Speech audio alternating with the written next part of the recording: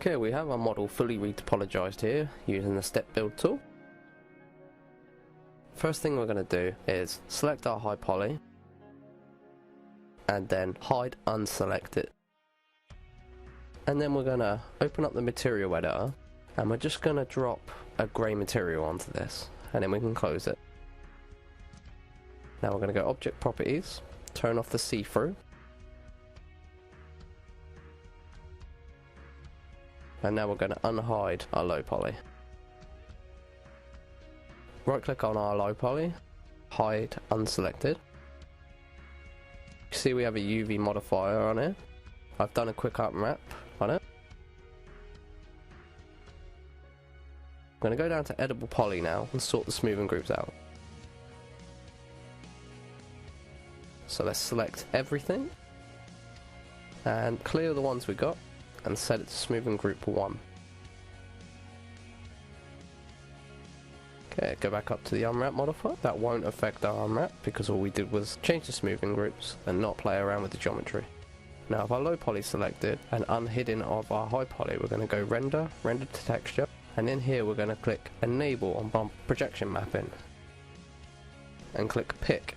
Now we're going to select our high poly from the list. I'm going to scroll down on here.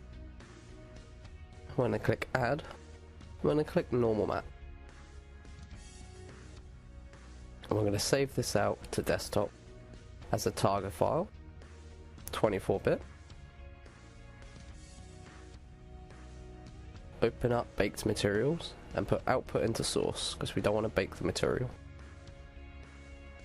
And then we're going to set this to 512 by 512.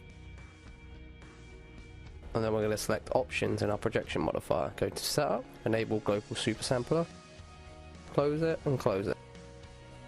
With our projection modifier here, we're going to go to the cage menu, click the shaded button, click reset, and then we're going to push the amount out a bit. What we want to do is we want to engulf our whole model in the cage here, but we don't want overlapping of the nose and the ears. So we're going to go in here and modify it manually by clicking the vertex tool inside the cage modifier and just pull the parts up and down until you're engulfing the whole model. I'm selecting different parts, making sure I'm selecting perfectly opposite verts and pulling them up to keep it nice and constrained.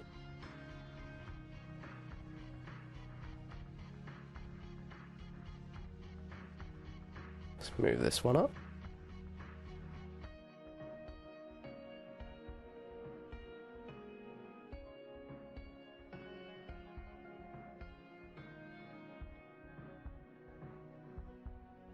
Select this front part here, pull this right out.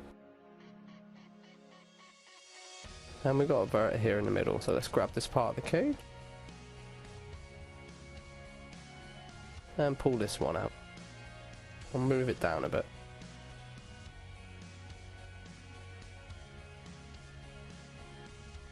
Okay, with the sides, I'm going to select these verts on this side.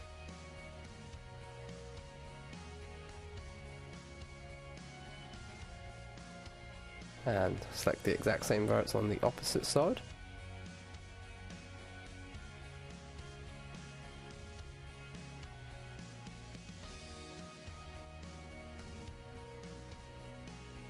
Now we're going to change to scale and we're going to pull the axis out. We missed one, so let's select that, pull that out.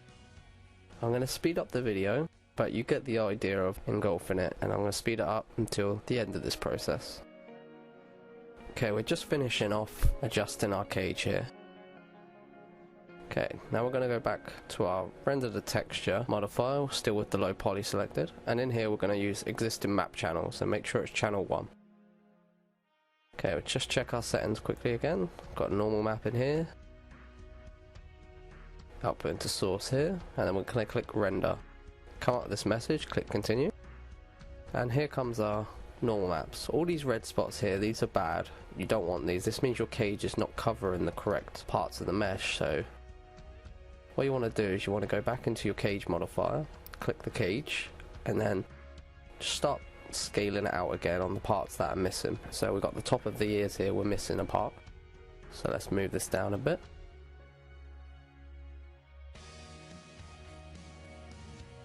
We've got a part here, so let's move that down. That should be okay there.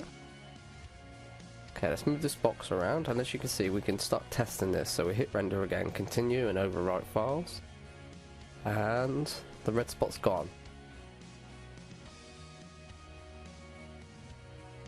We got this red spot in the center as well. So let's move this vert here,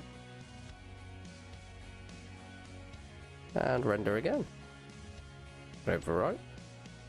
That one's gone. Let's adjust the nose here a sec, see if we can eliminate some more underneath this nose.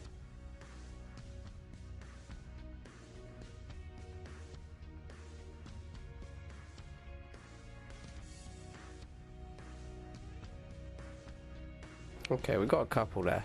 This is going to take some time, so what I'm going to do is I'm going to skip ahead and show you how to bake out a light map. So we're going to call this map OK. You don't want to really leave red spots when you're doing it for real. So, gonna deselect our cage modifier here, turn off shaded. We're gonna click the material editor, and we're gonna set the diffuse to white and click OK. We're gonna drag this onto our low poly, close the material editor.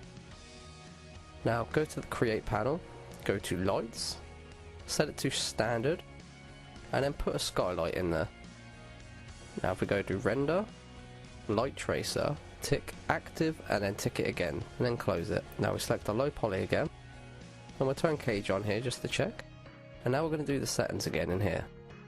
We want to keep our projector modifier on enable, but in the output we want to delete our normal map, click add, and select lighting map, add elements. We're going to save this to the desktop as a target again, 24-bit, click OK. Everything else should be the same settings. Set it to 512 by 512 and hit render. Click continue. Now this may take some time depending on the complexity of your model. Here you can see that it's baking the light map information from our high poly because we're using the projection rather than our low poly mesh.